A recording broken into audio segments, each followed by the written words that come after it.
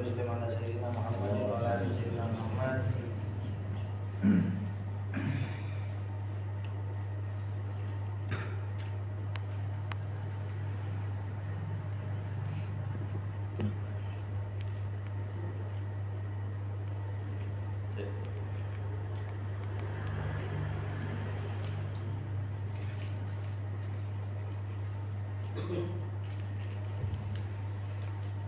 Coba dijelasin dulu pertanyaan anak itu kayak apa, anak pengen tahu, paham nggak bentuk surahnya kayak apa? Rahimahullah wa ta'ala wa nafa'ana bihi wa bi'ulumihi fid dharain amin. Qala radhiyallahu anhu wa ankum anna ila qala sayyidina al-arif billah Umar bin Saddaq radhiyallahu anhu wa lam anal ilma yarfa'ul wadi wal jahla yunzilur rabi faman syarufan nasabuhu wa adlama bil jahli hasabuh nazala bil hal wa wudhi'a maqamuhu ma'al juhali famal hayatu illa li ahlil ilmi wa mal mautu illa li ahlil jahli kama qila wa fil jahli qabla al mauti mautun li ahli fa ajsaduhum qabla al kuburi kuburu wa inna mra'an lam yahya bil ilmi mayyitun wa laysa lahu hatta nusyurin nusyuru.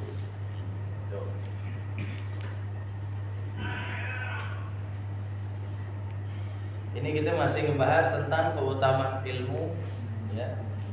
Keutamaan ilmu,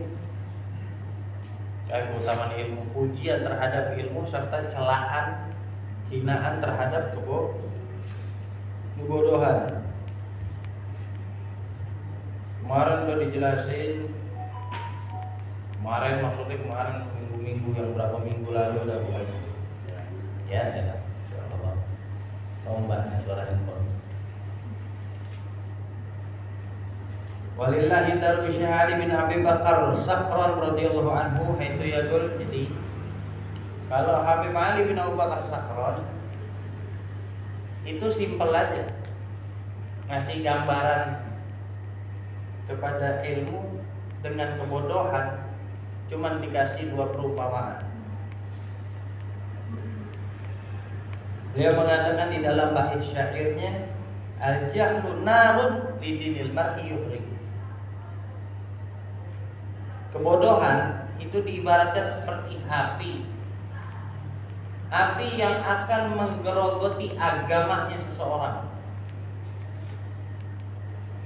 Nah, api, kita tahu sifat api yang dimasukin kertas, dimasukin batang pohon, dimasukin apapun lah ke situ, habis pasti lahap dibakar.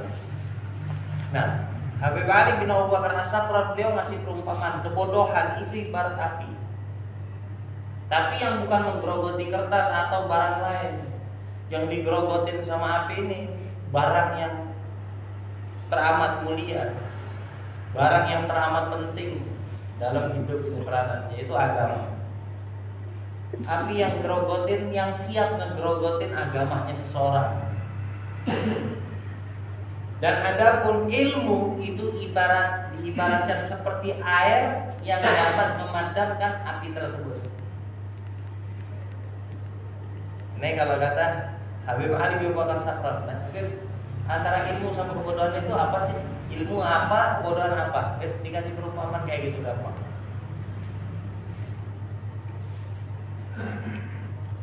Karena anak wanti-wanti ya. Ini contoh pelajarannya. Bukan mau ngejatuhin, bukan mau apa-apa. Tangan kayak gitu, tangan kayak gitu. Ya, kayak gitu. Ya. Ini posisi tangan yang kayak gini, yang menjadi sebab Abu Jahal nggak dapat rahmat dari Allah Ta'ala. Karena waktu Rasulullah lagi jalan, nggak sengaja lewat gunung itu di atas Ka'bah di bawah. Itu ada yang tutup dua orang Ka'bah, pembesar Quraisy, orang paling ditakutin di Quraisy, salah satu orang yang ditakutin. Yang pertama Umar bin Khattab, yang kedua Umar bin Hisham. Umar bin Hisham ini Abu Jahal. Yang satu Umar bin Khattab.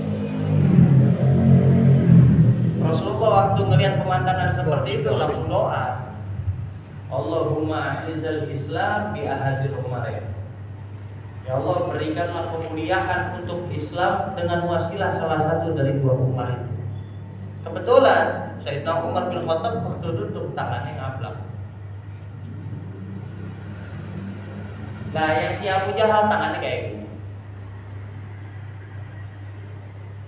Sehubung yang berdoa doanya kabul mustajab, jadi ijabah dikabul, langsung dikasih kontan cash sama Allah Ta'ala. Karena itu akhirnya turun taufik wal hidayah.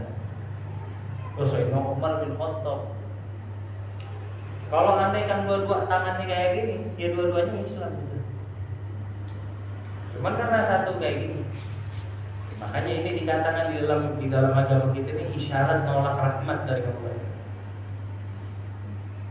Kalau dulu anak punya jida, kalau duduk kayak gini, kalau nggak gitu, dipegang apa, misalnya dipegang sendal atau ditepok tangan anak pasti. Harusnya kita dapat rahmat gara-gara kayak gitu, nggak dapat.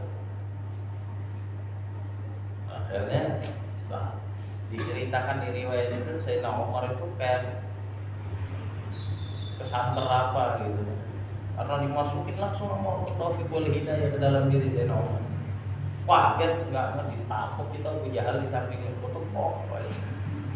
Abu Jahal kaget, kenapa nggak ada angin nggak ada hujan nanti gampar. Nggak bisa ngomong Sayyidina Umar gergetan tuh. Abu Jahal.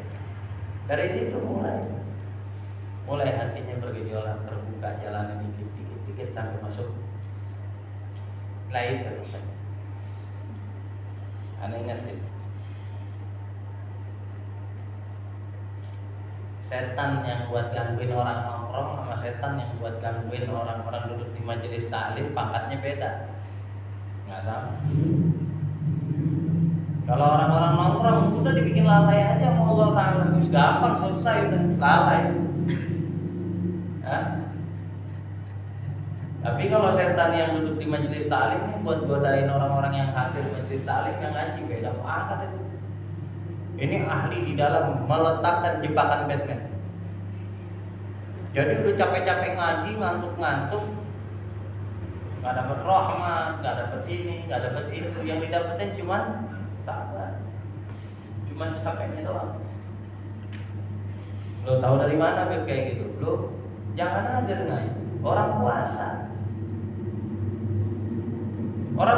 nggak dapat pahala apa-apa, yang didapetin cuma lapar maus doang. Ini semua diambil pemahamannya dari hadis Nabi.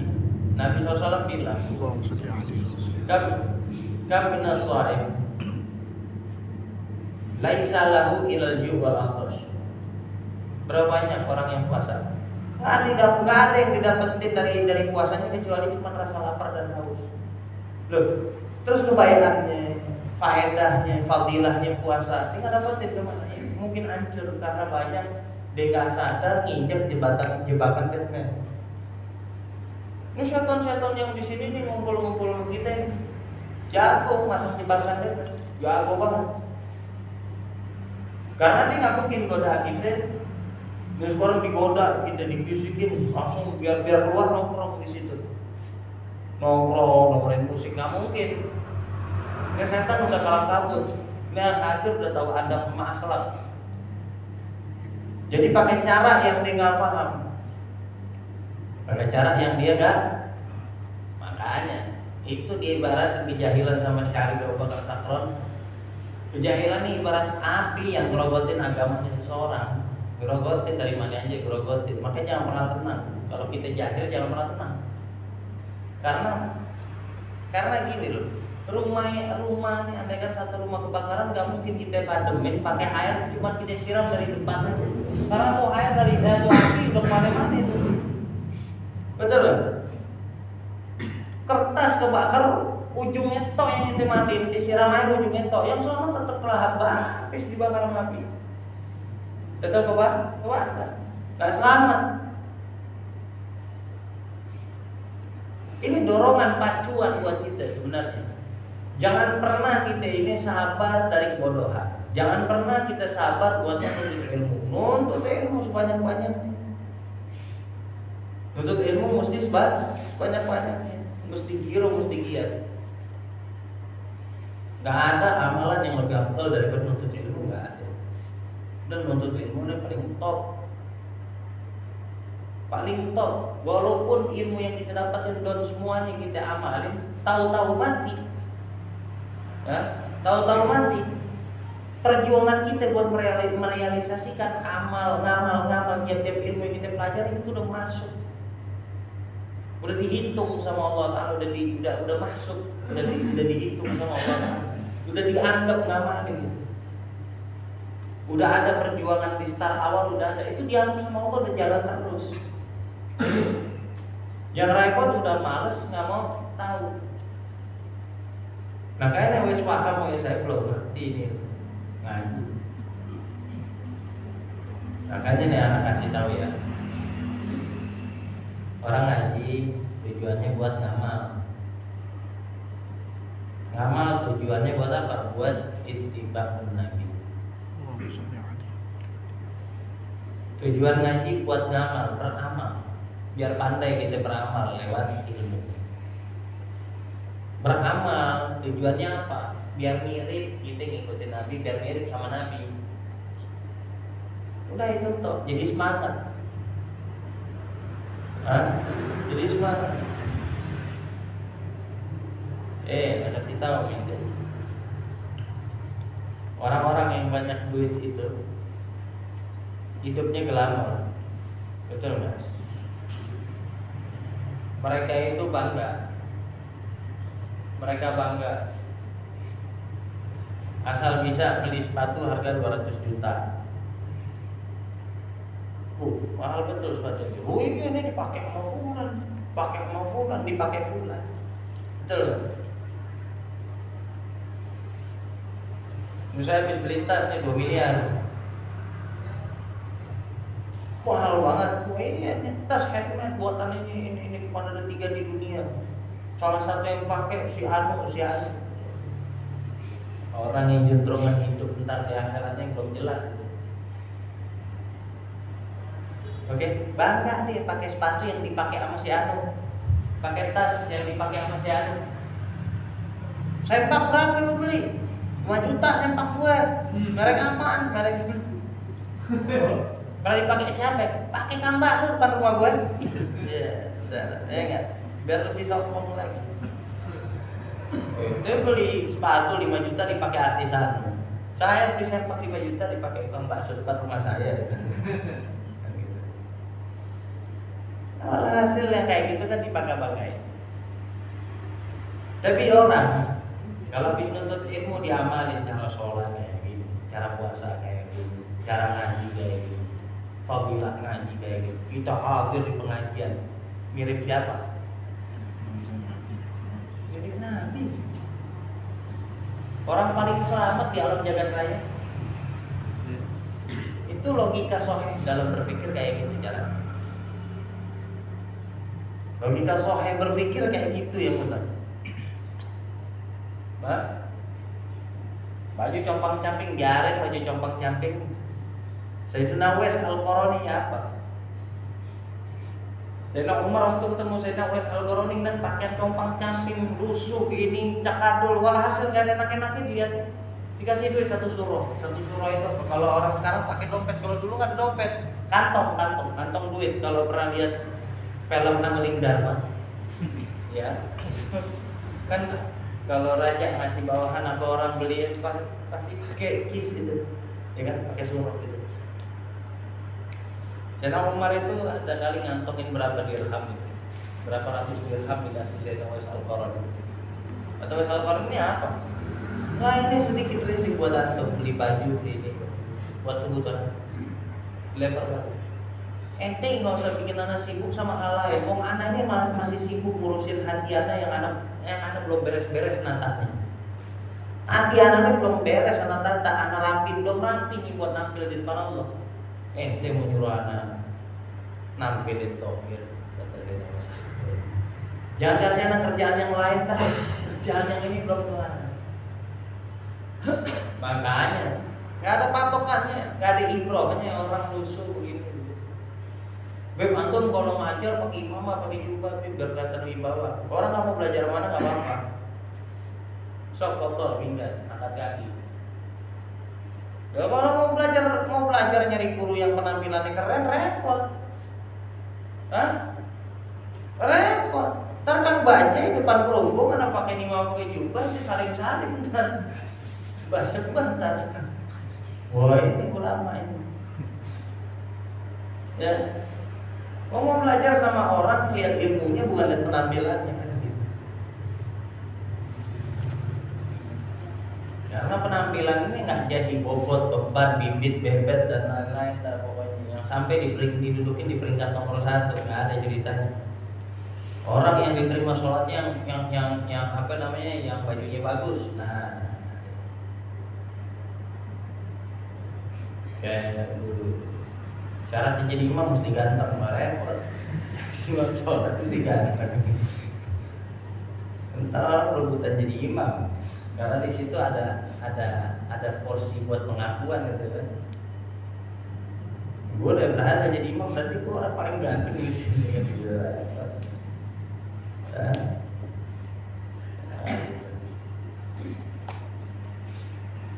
Jadi seperti itu, hadirin. Paham nggak? Lagi capek banget, semua untuk aja pokoknya. Makanya ngajarnya lemah terus. Biar gak dikasih 2 juta juga, terbayar mas, emang ngantuk kan. Tapi ilmunya sama aja ya, sama yang luar maju aja. Jadi begitu. Nah orang-orang kayak kita ini digoda sama syaitan yang pangkatnya spesial. Nah, kita lihat orang mukanya jelek, gua dalam hati ngeremat ngata-ngatain. Udah dirusaknya kayak gitu. Paling dia nggak paham. Ya, dia mah ngaji asal dilihat soleh aja ya. Nah, kalau biarin orang ngaji mau tampangnya buluk kayak mau kayak apa biarin saya nggak apa-apa, nggak jadi masalah, nggak jadi soalnya.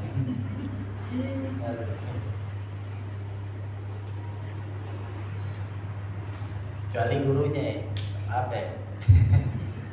Kalau yang ngaji yang membuat tawanan orang miskin mulu. Orang kaya. Nah, apa Rasulullah dulunya orang ya buyang mengingatin aja. Nah, jangan pernah ribut, jangan pernah santai, jangan pernah kita ngerasa nih proyek aja gitu, slow aja. Masih ada kebodohan yang belum hilang. Nah, hati-hati. Kan kayak karena udah jelasin belum. Orang sering hadir tahlilan gitu ya. Selamatan, pulang bawa berkat, benar nggak tuh? Bawa berkat, bawa sang. Ya. Itu tuh kurang bawa sang, nggak boleh hukumnya itu riba. Banyak yang nggak paham. Bawa nasi kan nasi besek gitu. Itu tuh keran itu. Ente sama teman itu keran. Sama-sama oke. Nggak boleh ada haram, riba. Orang nggak paham ini. Bayangin, ente di bujuk judi sama syaitan udah agak sulit karena mainnya di dunia majelis. Dia acak-acak sama hal kayak begitu aja.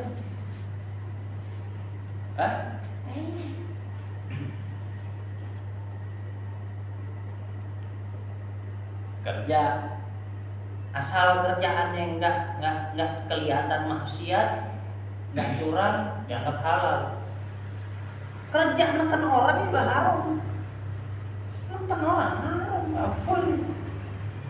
Ada orang sudah datang minta tolong kita join kerja, tekan. Oke, gue bantu. Lo dapat sekian persen, gue sekian persen. Tekan kan bisa. Haram. Haram. Haram. Karena intinya kerja bisnis. Bukan cuma sekedar antarote, saling rito. Antakuna bainahuma ay bae wal mustari bainal akidin, antara penjual pembeli, antara apa namanya dua akad, dua pengangkat, ya dua pengangkat antara apa sih namanya, antara bukan penjual pembeli, antara orang yang mau bersyarikah itu, yang bekerja sama. ya mau kerja sama, orang yang bekerja sama mesti ada maslahat buat dua-duanya. Nah nggak maslahat haram. Oh ini banyak kan, banyak. Makanya pernah merasa aman. Selama nggak judi, selama nggak nyolong, selama kerja ini itu, jangan sembarang mikir halal aja. Ini syariat kalau yang digali ilmunya, dua lemnya minta ampun, nggak habis-habis. Apa nanya ada dikritisi, apa nanya dikritisi sama syariat. Karena memang agama ini Allah bikin buat apa? Buat menjaga kemurnian kesucian para hamba-hambanya. Bukan buat nyusahin. Bukan buat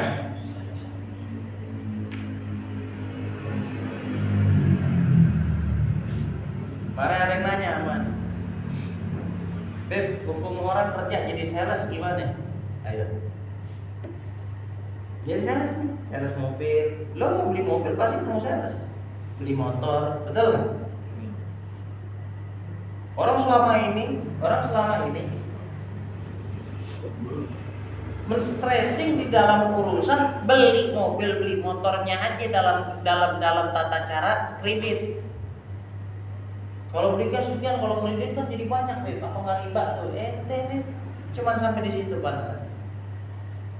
Kerja jadi sales, nawarin orang kredit mobil, kredit motor, apa itu hukumnya?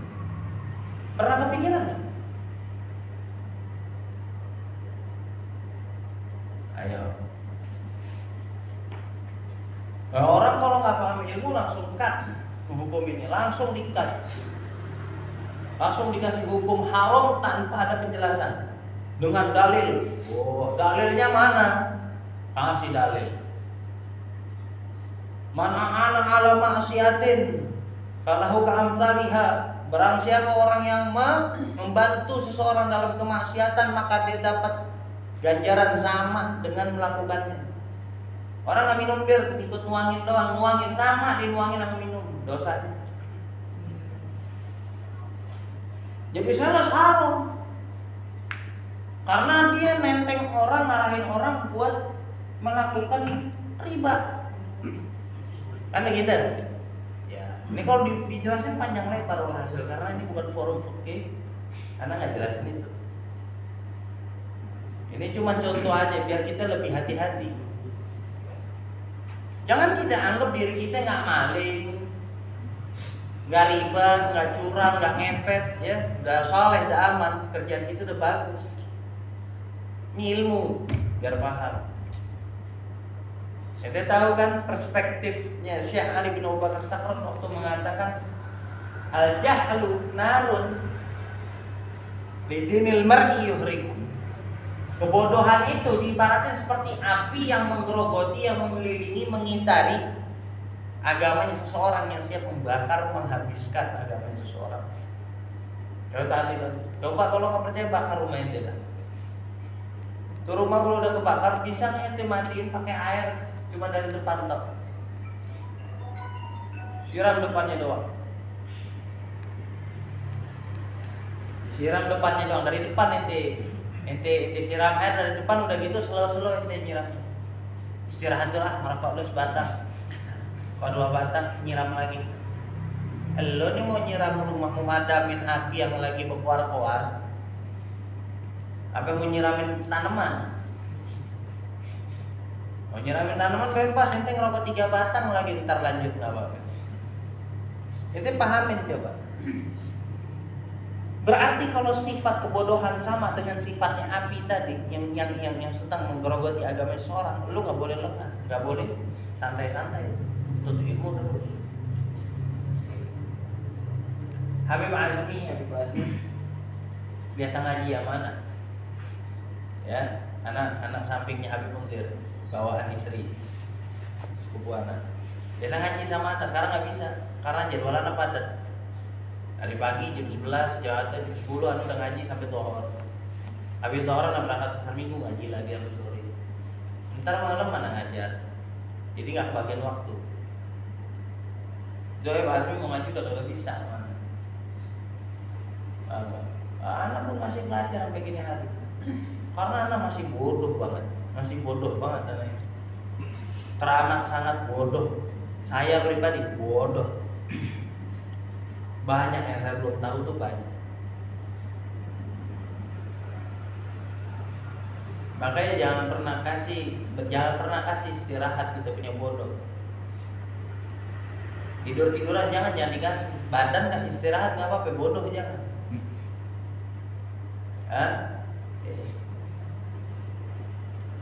Sama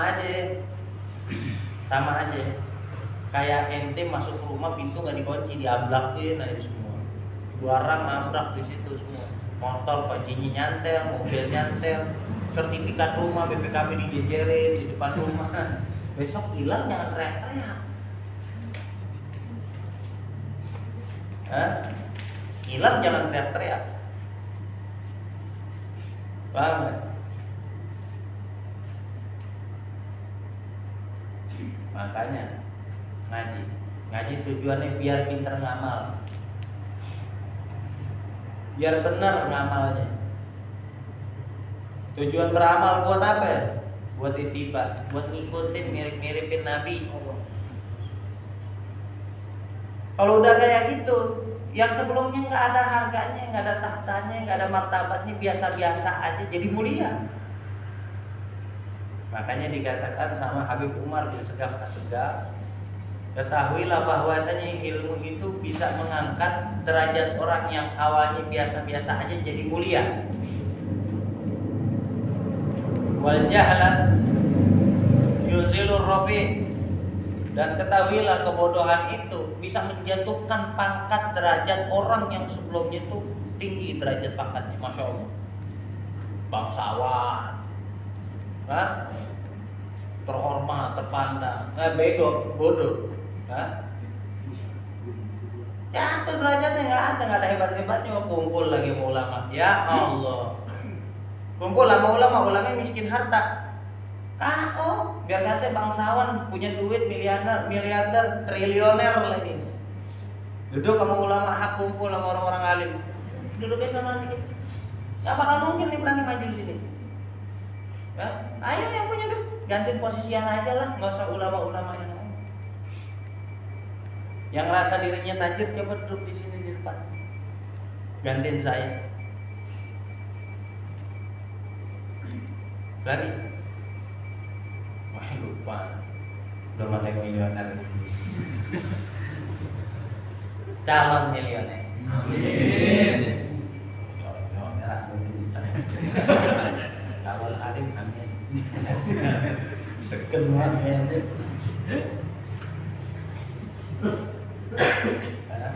Makanya dikatakan faman syarfa nasabuhu wa azlama bil jahli.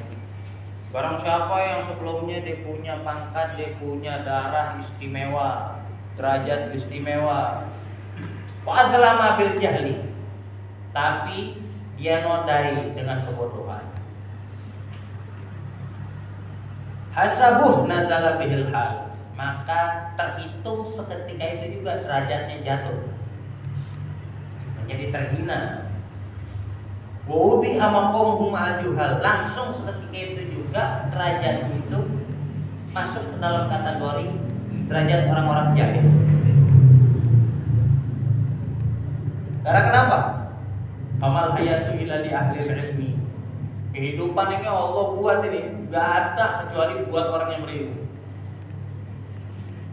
Orang berilmu hidup santai, orang kalang kabut, wah, ya, gempa bumi, Ustaz, kiai, guru, doain biar musibah. Kalau orang alim kadang-kadang meminta doa kayak gitu aja, mau Allah malu. Karena kenapa? Itu mau buat apa? Takdir Allah.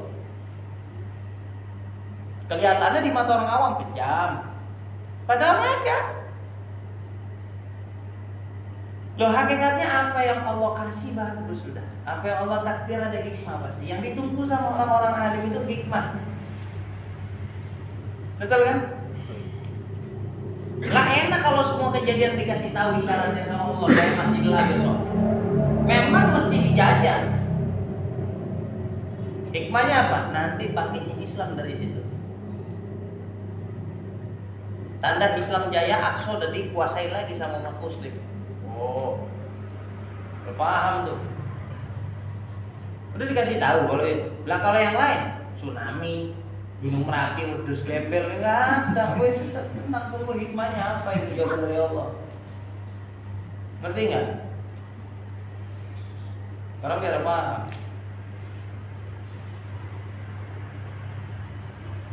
Ini gimana ini? Ada gempa, ada doa. Ana doain biar yang disimpang musibah Allah kasih kekuatan hati. Itu mau doa apa? Mau didoain apa? Gempa nih, habis gempa.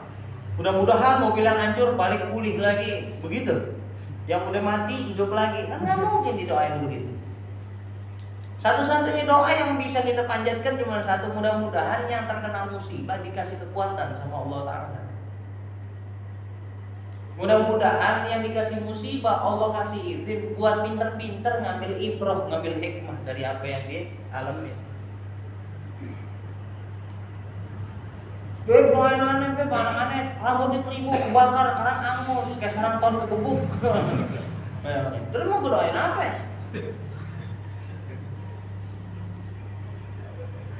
Tibang rambutnya doang, ya kan? Salah kerjaannya, bukan kerjaan doang.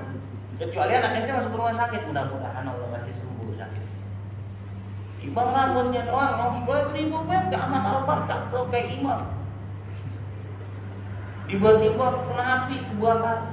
Sekarang nasibnya kayak sarung tahun kegebuk, gepeng.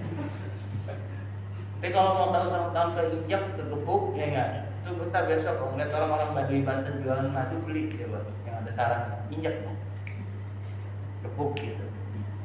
Ya gitu. Ya, kalau nggak gitu pede-pede.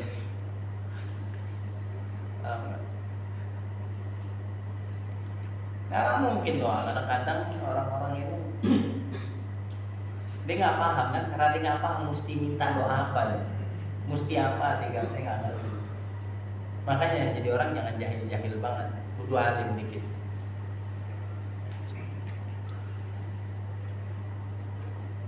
Gue kaki anak seks Leo doain deh. Ente kaji naim. Jangan minta doa, urut. Datang kaji naim kita urutin. Iya, aku pegang-pegang kaki anak lu, gue doain kagak baik-baik, 2 hari tambah bengkak. Iya kan? Jawaban coba. Kadang-kadang susah orang-orang ini nempatin. Gue anak-anak lagi ujian besok sekolah, doain biar lulus. Anak lu belajar nggak? Kagak, karena lulus. Nah, kalau gue kalau emang bisa begitu enak banget buat gue.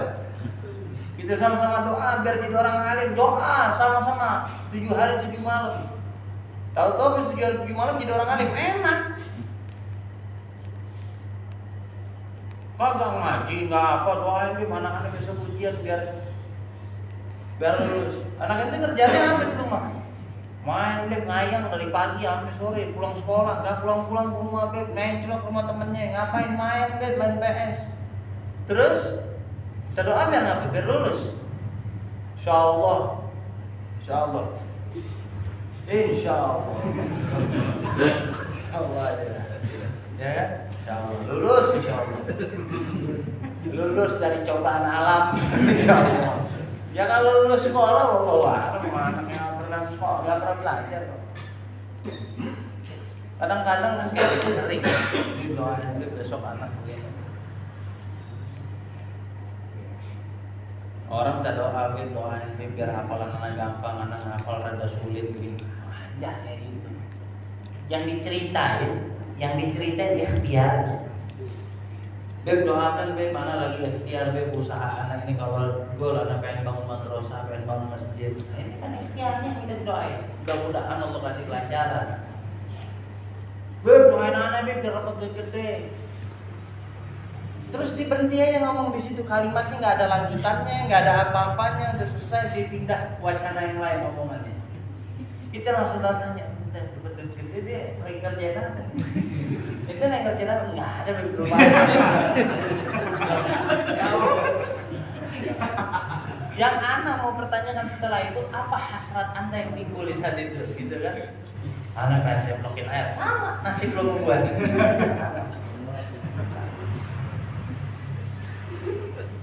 Jangan kan doain. Gue dapat duit banyak. Ini kata duit besok datang ngetok rumahnya. Assalamualaikum. Ada duit kiriman dari Habib Ali.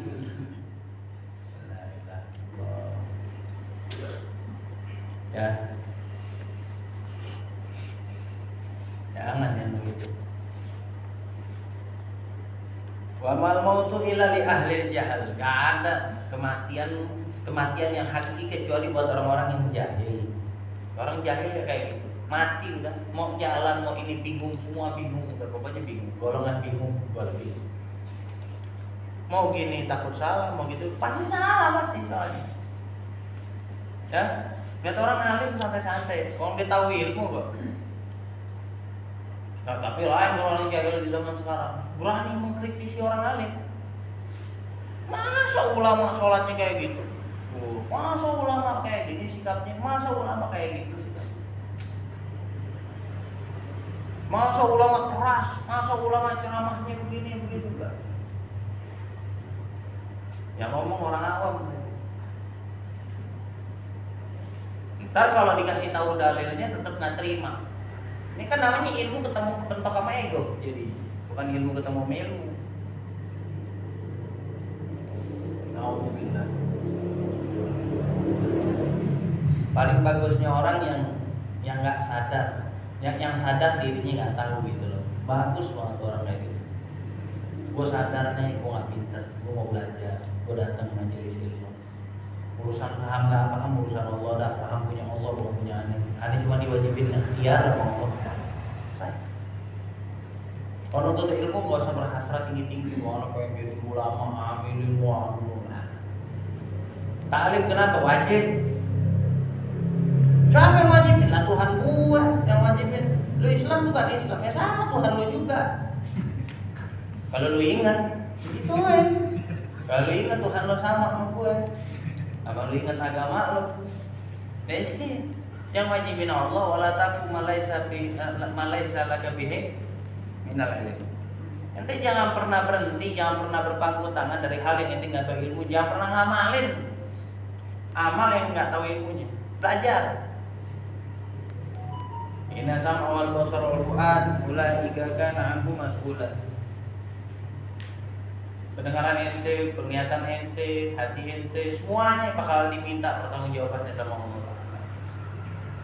Tangan ada amalnya, kaki ada amalnya, betul nggak? Iya kan?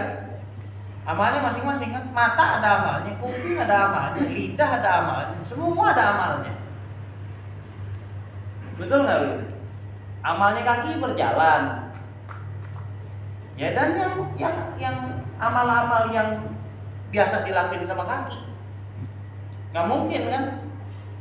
Kaki amalnya nyuapin kita makan, terus amalnya tangan ngajak kita jalan-jalan, nggak mungkin. Pokoknya semua anggota badan kita bakal diminta pertanggungjawabannya sama Allah Ta'ala. Biar ngerti. Tapi paling nikmat, paling bagus hambanya Allah kayak tadi. sadar udah, saya nggak tahu nih sadar. Udah ngaji aja, datang majelis taklim, urusan datang dengerin, semaksimal mungkin pahami, semaksimal mungkin habis majelis diamal.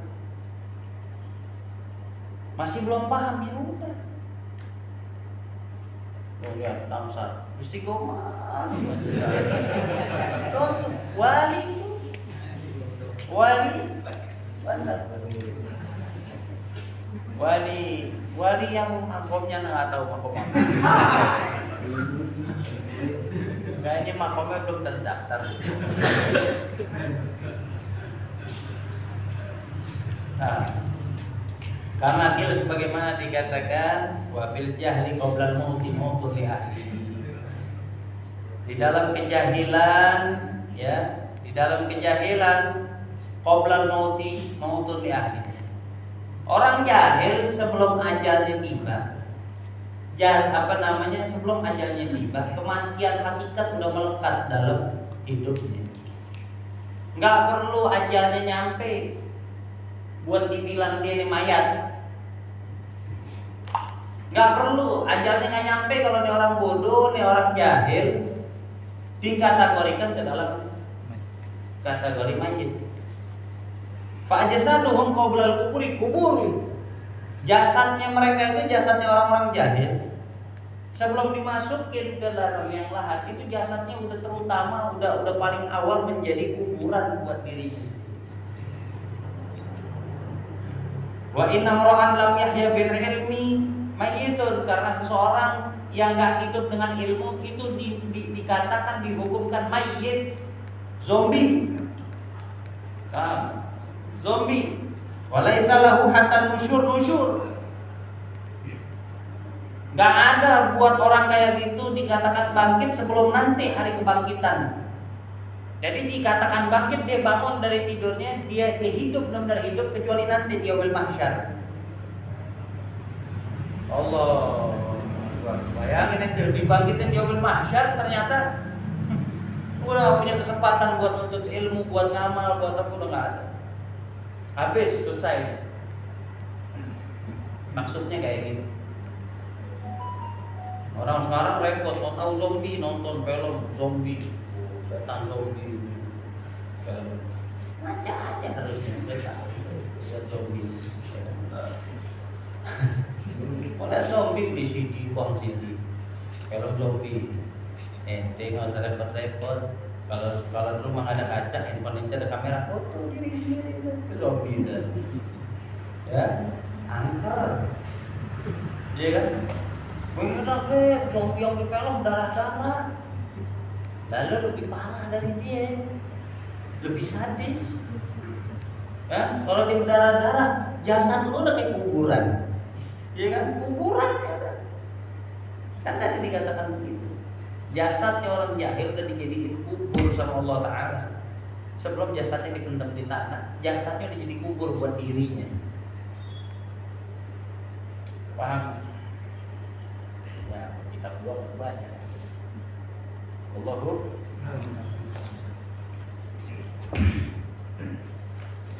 paham? Mau jadi orang apa mau jadi mayat hidup? Mau jadi zombie? Jadi pikir-pikir lah.